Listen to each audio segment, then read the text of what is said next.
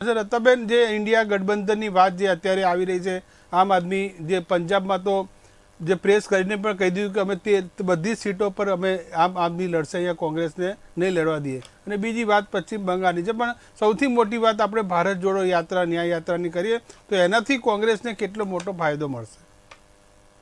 સૌથી પહેલા મનોજભાઈ આપને મારા જય ભીમ. જય ભીમ. વેરી ગુડ, સરસ. હવે જો મારી વાત શરૂ કરું તો જે તમે વાત કરી છે અને હું વાસુદેવભાઈની સાથે બિલકુલ સહમત છું. આજે એમણે બિલકુલ ન્યુટ્રલ જેવી વાત કરી છે. શરૂઆત તો સરસ ન્યુટ્રલ જ કરી છે કે આજે ભારતીય જનતા પાર્ટી કહે છે કે અમે અમારા વચનો પૂરો કરીએ છીએ.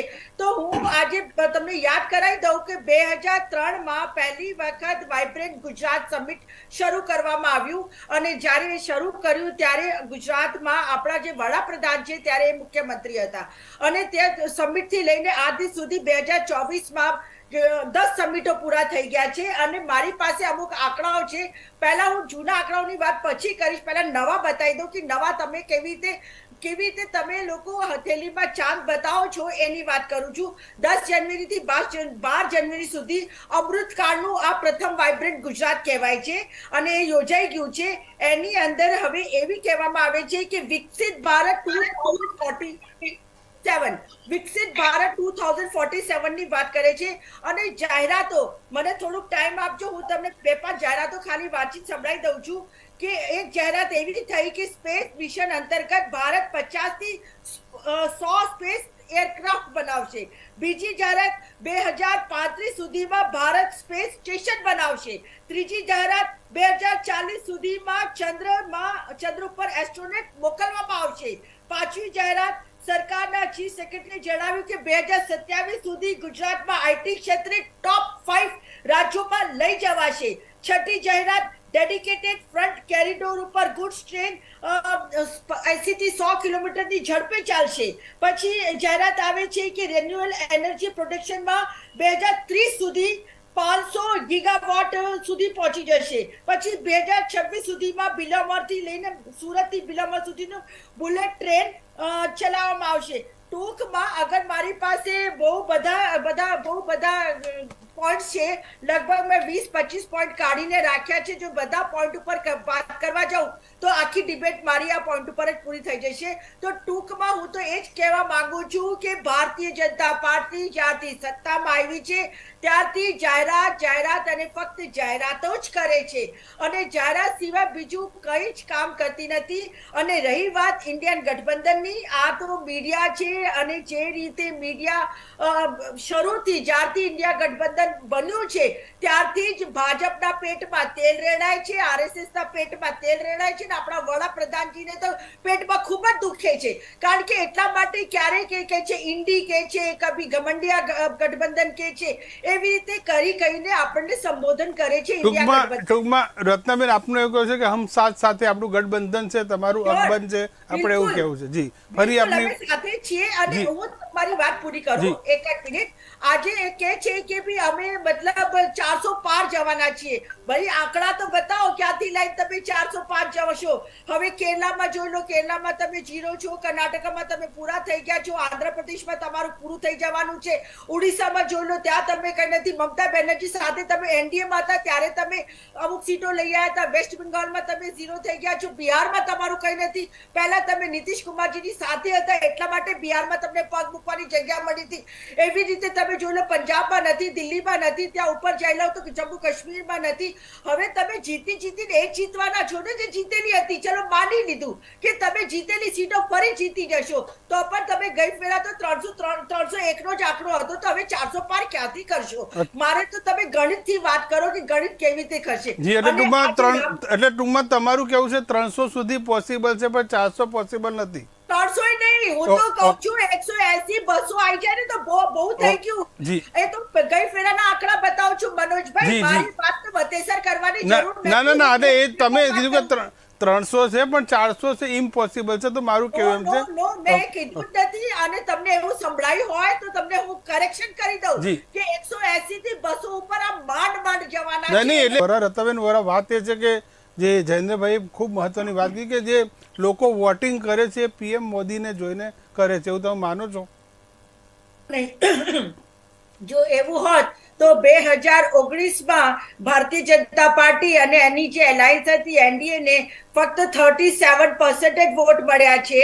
63% વોટ નરેન્દ્ર મોદીની વિરુદ્ધમાં કર્યા છે. આખા દેશની વાત કરવાની વાત કરું છું, ખાલી ગુજરાતને લઈને નથી બેસવાનું, આપણે આખા દેશનું આકલન કરીએ છીએ. એટલા માટે હવે જરા હું પ્રશાંતભાઈ પરમારની એક વાત ઉપર જવાબ આપી દઉં કે એમણે કીધું કે અમે બહુ કામ કર્યું છે. તો હું કહેવા માંગુ છું, જ્યારે ભારત દેશ 1947માં આઝાદ થયું અને 1950માં જ્યારે આપણે આપણું રિપબ્લિકન બનાવ્યું અને આપણું બંધારણ લાગુ થયું, ત્યારે ભારત દેશમાં એક 100 સુધી નહોતી બનતી.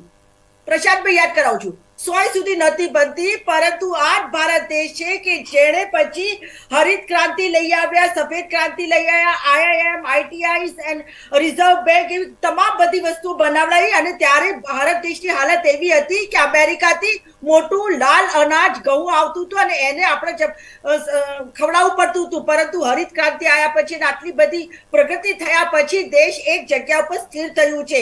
અને જ્યાં સુધી પછીલા 67-60 વર્ષની 70 વર્ષની જો તમે વાત કરો તો ફક્ત 64-65 લાખ કરોડનું દેવું હતું, અત્યારે 150 લાખ કરોડ ઉપર દેવું જતું રહ્યું છે.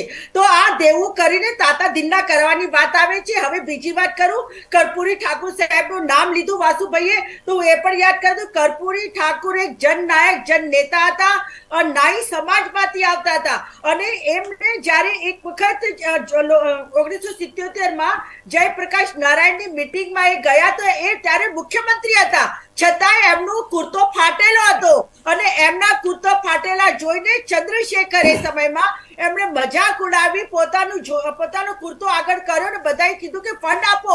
ત્યારે ખૂબ બધું ફંડ ભેગું થયું અને એમની મજાકમાં કીધું કે સાહેબ તમે મુખ્યમંત્રી છો તો નવું કુર્તો બનાવી લેજો. ત્યારે कर्पूरी ठाकुर जी કીધું કે देखो मेरे प्रजा जो बिहार की प्रजा गरीब प्रजा है और जब तक मेरी गरीब प्रजा के पास में तन के ऊपर अच्छा कपड़ा नहीं हो सकता तब तक मैं एक अच्छा कपड़ा नहीं पहन सकता. બીજી બાજુ આપણા નરેન્દ્ર મોદી સાહેબ વડાપ્રધાન 10-10 લાખના સૂટ પહેરે છે. એક ગરીબ પ્રજા, એક ગરીબ દેશમાં જ્યાં 80 કરોડ લોકોને તમે અનાજ આપો છો મફતમાં, ત્યાં અમારા દેશના વડાપ્રધાન 8,000 કરોડના પ્લેનમાં ફરે છે. અને આ લોકો શું બધું જોતા નથી અને આખું દેશ જુએ છે કે કેવી રીતે આ લોકો જલસા ને તામઝામ કરે છે.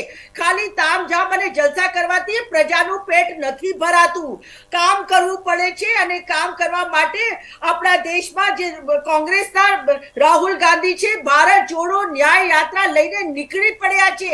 જ્યારે એમણે ભારત જોડો યાત્રા કરી હતી ને ત્યારે તેલંગાના અને કર્ણાટકા ભાજપથી છૂટવી લીધી અને હવે જ્યારે એમણે ભારત જોડો ન્યાય યાત્રા કરવાના છે ને તો 100% એ ડેન્ટ પાડવાના. અને બીજી વાત હું કરી દઉં કે આજે તમે કહો છો ને કે અમે 400 પાર કરીશું. અરે એમપી માં તમારી 29 સીટ, ચલો આપી 29. રાજસ્થાનમાં 25 સીટ, 25 લઈ જાઓ.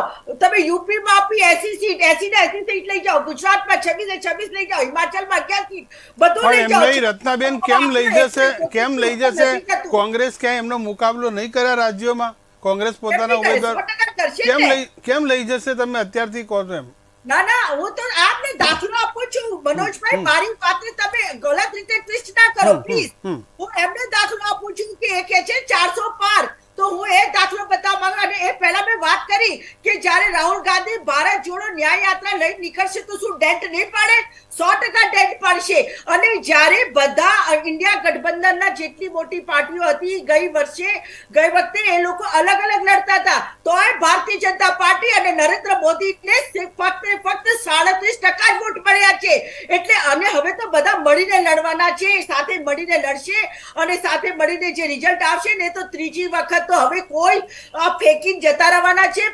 ભારત દેશની જનતા છે ને આમના જે વારે ઘડીએ રોવા બેસી જાય છે. હવે આપણા દેશના વડાપ્રધાન આંખોમાં આંસુ લાવીને નાટકો કરે સ્ટેજ ઉપર, તો કઈ સારું લાગે છે? અને એ તો ઠીક, આ ખાલી ભારત દેશ નથી જોતું, આખું વિશ્વ જુએ છે કે ભારત દેશનો વડાપ્રધાન કેટલો કમજોર માણસ છે. અને આવા કમજોર માણસને હવે આગળ ના ચલાવી લેવાય. અને 2024માં હું તમને લખીને આપું છું કે આ ઇન્ડિયા ગઠબંધન જીતશે અને ડંકાની ચોટ ઉપર જીતશે. ગીતાબેન વોરા જે વાત છે પ્રશાંતભાઈની આપણે સાંભળી હશે કે ગઠબંધનથી બીજેપી ને એનડીએ ને કોઈ ફેર નહીં પડે. સૌથી પહેલા હું મનોજભાઈ આપની એક વાતનો જવાબ આપી દઉં પરિવારવાદ. જી. અમિત શાહના દીકરા જય શાહ કોઈ બેટી ના પકડી હોય અને અત્યારે બીસીસીઆઈ માં કયા હોદ્દા પર છે બધા જાણે છે. પછી રાજનસિંહના દીકરા રાજનાથસિંહના દીકરા પંકજસિંહ. રત્નાબેન આ બધી વાત જૂની થઈ છે. વડાપ્રધાનનો દીકરો વડાપ્રધાન બને એવું તો તમે લોકો સાબિત કરવા માંગો છો. પ્રેમસિંહ ધીમલના દીકરા અનુરાગ ઠાકુર, યશવંત સિન્હાના દીકરા જયંત સિન્હા, ઠાકુર પ્રસાદના દીકરા રવિશંકર પ્રસાદ, વીએસ યેદુરપ્પાના બે દીકરાઓ વીઆઈ વિજેન્દ્ર અને બીવાય રાઘવેન્દ્ર. મારી લિસ્ટ બહુ લાંબી છે એટલે હું લાંબી લિસ્ટ નથી વાંચતી. ના, તમારી લિસ્ટ તો લાંબી જ હોય છે. બોલો આપ બોલો. ભ્રષ્ટાચાર તમે કહેતા હતા આપણા વડાપ્રધાન એક બાજુ એવું કહે છે कि 75,000 करोड़ का कौभांड अजीत पवार ने किया और बीजा દિવસે મહારાષ્ટ્રમાં અજીત પવારને ભાજપમાં લઈ લે છે અને મશીનમાં ધોવાઈ ચોખ્ખા કરીને પછી એમને ડેપ્યુટી સીએમ બનાવી દે છે. આ તો છે તમારા ભ્રષ્ટાચાર સામેની વાતો અને પરિવારની વાતો. એટલે તમે વાતો બીજી કરવા ના. અને મારું તો એક કહેવું છે કે જો ઇન્ડિયા ગઠબંધનથી ડર ના લાગતું હોય ને તો વડાપ્રધાન એને ઘમંડિયા ગઠબંધન ના કહેતા હોત, એને ઇન્ડી ગઠબંધન ના કહેતા હોત. અરે ભાઈ અમે તમને એનડીએ કહીએ છીએ તો તમે ઇન્ડિયા કહો ને, તમને શું વાંધો છે? અને જે રીતે અમે લોકો આગળ વધી રહ્યા છે ને ગુજરાતમાં પણ હું બતાવી દઉં. ગુજરાતમાં જ્યારથી અમારા પ્રમુખ માન્ય શ્રી શક્તિસિંહ ગોહિલ આવ્યા છે અને જ્યારથી અમારા વિરોધ પક્ષના નેતા અમિત ચાવડાજી છે એ બંને ટીમ બનાવીને ચાલી રહ્યા છે. અમારા 5 ફ્રન્ટલ ઓર્ગેનાઇઝેશનમાં સંગઠન પૂરું થઈ ગયું છે અને અમે લોકો જે રીતે આગળ વધી રહ્યા છે, અમે માઇક્રો લેવલ ઉપર અમે પણ આગળ વધી રહ્યા છે. અમારી પાસે જે શક્તિ ઓર્ગેનાઇઝેશન છે એમાં 6 લાખથી વધારે અમારું રજીસ્ટ્રેશન છે. યુથ કોંગ્રેસમાં 11 લાખથી વધુ અમારા રજીસ્ટર્ડ યુથ છે અને પછી અમારા ટોટલ 52,000 જે બૂથ છે ને એની ઉપર અમારી માઇક્રો લેવલની તૈયારી થઈ ગઈ છે. અને એક વાત કહું, હારવાનો મતલબ એવું નથી કે તમે હંમેશા માટે હારી ગયા અને જીતવાનો મતલબ એ પણ નથી કે તમે જીતનો પટ્ટો લખાઈને બેઠા છો. આજ નહીં તો કાલ રાજકારણમાં બધું ચાલે છે ને બધું થાય છે. આ ચુનાવની ગણતરી છે અને ચુનાવનું રાજકારણ છે અને એની અંદર હાર અને જીત બધી થાય છે અને સ્વીકારવાની વાત છે. આ ગુરુત્વાકર્ષણનો નિયમ છે, જે પણ ઉપર જાય ને એને નીચે પડવું જ પડે. અને તમે કોઈ અમરપટ્ટો લખાઈને ભાજપ નથી આવેલી કે ક્યારે હારવાની નથી. હું તમને યાદ કરાવ દઉં 2000માં અમદાવાદ મ્યુનિસિપલ કોર્પોરેશનમાં કોઈએ વિચાર્યું નતું કે અમદાવાદ મ્યુનિસિપલ કોર્પોરેશનના 17 કોર્પોરેટરો કોંગ્રેસના ચૂંટાઈ જાય છે અને કોંગ્રેસનો મેયર બનશે. પબ્લિક નો મૂડ બદલાઈ જાય ને તો તમે ગમે તેટલી વાતો કરો, પરંતુ પબ્લિક છે અને પબ્લિક ગરીબીમાં ત્રાહિમાન છે, બેરોજગારીમાં ત્રાહિમાન છે અને પબ્લિક ખૂબ જ પરેશાન છે. તમે કહ્યું તું 2 કરોડ નોકરી આપીશું, તો ક્યાં ગઈ તમારી 2 કરોડ નોકરીઓ? તમે કહ્યું તું કે ભાઈ અમે બધાને અચ્છે દિન આएंगे. ક્યાં અચ્છા દિન? ખાલી ભાજપના લોકોના અચ્છા દિન આવે છે. રત્નાબેન અચ્છા દિન આવ્યા અને એના જ કારણે ભાજપ રાત દિન જે પ્રગતિ કરે છે પૈસાના લીધે કરી રહી છે. અને આજે પણ કોંગ્રેસમાં સંનિષ્ઠ કાર્યકર્તાઓ છે અને જે રીતે શક્તિસિંહ ગોહિલજી અને અમિત ચાવડાજી ચાલી રહ્યા છે એનાથી અમે લોકો 26 માંથી સીટો પ્લસ જ કરવાના છીએ. એટલે પ્રશાંતભાઈ બહુ થઈ ગયું. તમે 26 માંથી પ્લસ ના થાય, 26 માંથી કેટલી જીતવાના છે એમ બોલાય. 26 માં પ્લસ ના થાય પેલા તમે સમજી વિચારો. તમારે જો બોલવાથી કઈ બોલવાનું નથી. આપણે છીએ તમારા મહેનત કરવાની છે.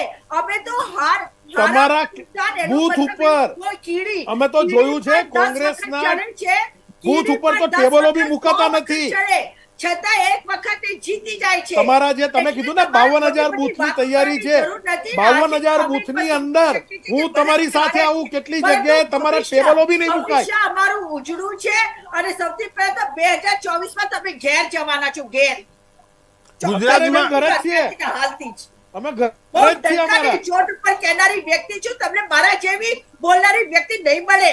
તમે લખી લો અને તમારા સાહેબને મોકલાવી દેજો કે કોંગ્રેસના પ્રવક્તાઓ ખુલ્લેઆમ કહી રહ્યા છે કે તમે ઘેર જવાના છો 2024માં. એવા કયા બહુ કારણો સરસ, બહુ એવા સરસ કયા બેન, આ કારણો છે તમારું રત્નાબેન? frustration બોલે છે. રત્નાબેન. અમે તો કામ કરવા વાળો પક્ષ છીએ, કામ કરીને જીતીને કામ, 24 તમે માંથી કેવા 24 કામ કરો છો ને, તમે કેવા કામ કરો છો બધા જાણે છે. મોરબીનું હા, તો પુલ બેન, તૂટી ગયું. જાણે છે તો અત્યારે જણાવો ને. વડોદરામાં તમારી 12 યાત્રા છોકરાઓ તમારી બિચારા યાત્રા ડૂબી MP મરી માં ગયા. ગઈ. 12 તમારા છોકરાઓ રાહુલ ગાંધી તમારા વડોદરામાં હરણી પ્રદેશના લેકમાં ડૂબી નેતાને મરી ઉભા ગયા. કરીને આ હિન્દીનું તમારું ગુજરાતી કામ છે. ટ્રાન્સલેટ કરવા ઉભા કોન્ટ્રાક્ટરો, રાખે છે. તમારું કામ ફક્ત હા બેન, તમારા રાહુલ ગાંધી હિન્દીનું ગુજરાતી ટ્રાન્સલેટ કરવા માટે નેતાને ઉભા કરે છે. પછી એ જ નેતા માઇક છોડીને જતા રહે છે. તમે લોકોના જીવ ગુમાવી દો છો. 135 લોકોએ જીવ ગુમાવ્યો છે મોરબીમાં. આ હરણી લેકમાં 12 નાના ભૂલકાઓ બિચારા પિકનિક ગયા હતા. એ તમારા પત્ર આપે, એ તમારા બધાની સાથે ભારતીય જનતા પાર્ટીની લાગણી જોડાયેલી છે અને નતમસ્તક વંદન કરે છે બધાને. અરે તમે અમદાવાદમાં એ આ દુર્ઘટનાઓને 50,000 કરોડ રૂપિયા બનેલો ખોખરા પીક 5 વર્ષના ચાલ્યું અને એને 26 માંથી 26 તો ભારતીય જનતા પાર્ટી જીતશે. અને 400 પ્લસ સીટ જીતવાની દિશામાં ભારતીય જનતા પાર્ટી એ જ દિશામાં કામ કરી રહી છે. તમારું કામ, અરે તમે રામ મંદિર નિર્માણ પણ અધૂરું કર્યું અને જય શ્રી રામ.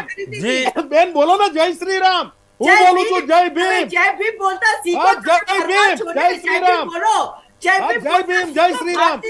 તમને કેમ તકલીફ પડે છે? તમને કેમ તકલીફ પડે છે? રત્નાબેન, હા, પ્રશાંતભાઈ. તમને કેમ તકલીફ રત્નાબેન, પડે છે? પ્રશાંતભાઈ. હું બોલું છું જય ભીમ, જય શ્રી રામ. તમને કેમ બેન તકલીફ પડે છે? તમારી માનસિકતા છતી થાય છે, પરિવારવાદ તમારો છતો થાય છે, ભ્રષ્ટાચારવાદ ઈ તમે રત્નાબેન, પ્રશાંતભાઈ, સમયનો અભાવ છે. નામની વાત કરો, તમે તો ત્યાં પણ રાજકારણ કર્યું છે. બેન, તમારે મંદિર બનાવવું હતું પણ એ જ રાજીવ ગાંધીએ એ મૂર્તિ ત્યાં મૂકેલી હતી રામલલ્લાની. કેમ મંદિર ના બનાવ્યું? કેમ તમે લોકો રાજનીતિ કરતા આવ્યા આટલા વર્ષો સુધી? પ્રજા મૂર્ખ નથી. 2019 માં જ્યારે ગઠબંધન નતું ત્યારે પણ તમે જી આપણે રુઝાનબેન કહેવા માંગે છે આપણે એમ તમારા સમયમાં તમે રામ મંદિર ના બનાવ્યું, કેમ આપણે ના બનાવી? એક સાથે આપણે 104 આપણે ઈસરોની ડિબેટનો સિદ્ધિ સમય છે. 15 મિનિટ વધારી એક દઈએ. સાથે 104 ઈસરોની સિદ્ધિ છે કે ઉપગ્રહો અંતરિક્ષમાં છોડેલા છે. એટલે તમામ એટલે બેન, તમારી 75 વર્ષ 75 વર્ષ કોંગ્રેસના શાસન. ગુજરાતની બેઠક 26 છે. ભારતીય જનતા પાર્ટી ભારત દેશની અંદર 2024માં માનનીય શ્રી નરેન્દ્રભાઈ મોદી સાહેબના નેતૃત્વમાં, અમિતભાઈ શાહના નેતૃત્વમાં, CR પાટીલ સાહેબના નેતૃત્વમાં સરકાર બનાવવા જઈ રહી છે. અને તમે ગાંધીનગરની સિટીમાં દારૂબંધી પણ ખોલી દીધી. એ પણ એક બીજો રસ્તો ઉભો કરી દીધો ભ્રષ્ટાચાર કરવાનો. અને ગુજરાતમાં દારૂબંધી હોવા છતાં દરેક જગ્યાએ દારૂ વેચાય છે. તમારી બધી જગ્યાએ નિષ્ફળતા ઉજાગર કરો ને, બધી વસ્તુ ઉજાગર કરો ને, ક્યાં ના પાડીએ છીએ અમે? નિશાંતભાઈ, એક પ્લેટફોર્મ બતાવો જ્યાં તમે જીત્યા હોય, તમે સારું કામ કર્યું હોય. ખાલી બેન, અમે વાત સારું કામ કરવાથી કરીએ નથી. છીએ એટલે જ પ્રજા અમને ઉભા રાખે છે. જી પ્રશાંતભાઈ, રત્નાબેન, આપણે બીજા બીજા ગેસ્ટ પણ આપણી સાથે જોડાયેલા છે. પ્રજાએ નીચે બીજા પ્રશાંતભાઈ, બીજા આપણે વાસુદેવભાઈ પટેલ પાસે જઈશું. વાસુદેવભાઈ તમે ખરીદી લીધી છે. પટેલ